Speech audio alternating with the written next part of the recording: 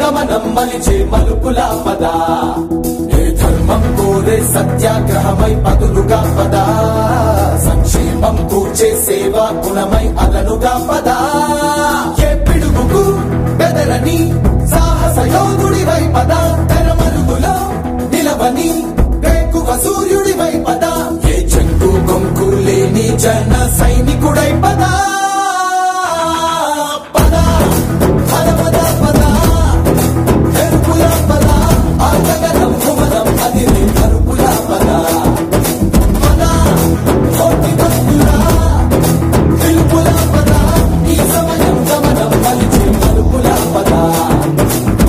రాహు పట్టిన పట్టొక సెకండ్ అఖండమైన లోక బాంధవుడు అసలే లేకుండా పోతాడా?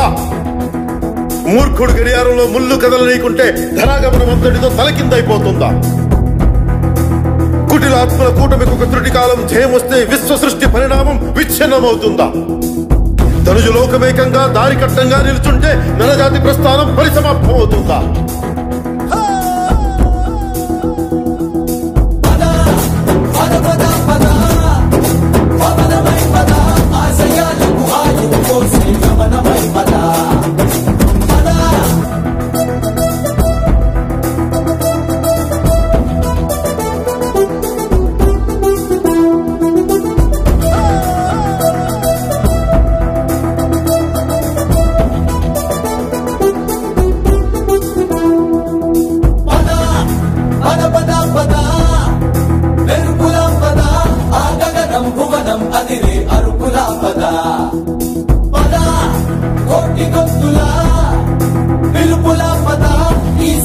గమనం మలిచే మలుపులా పద ఏ ధర్మం కోరే సత్యాగ్రహమై పదులుగా పద సంక్షేమం కూర్చే సేవా గుణమై అదనుగా పద ఏ పిడుగుకు బెదరని సాహస యోధుడివై పద తెరమరుగులో నిలవని వేకువ సూర్యుడివై పద ఏ చెంగు కొంకు లేని జన సైనికుడై పద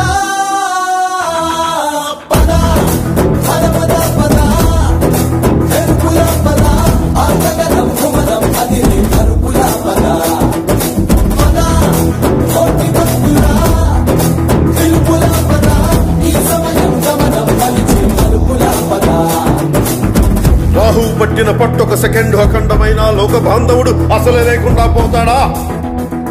మూర్ఖుడు గడియారంలో ముళ్ళు కదలనీకుంటే ధనాగమనం అంతటితో తలకిందైపోతుందా?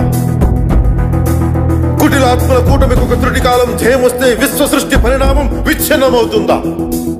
ధనుజు లోకమేకంగా దారి కట్టంగా నిలుచుంటే నరజాతి ప్రస్థానం పరిసమాప్తం అవుతుందా?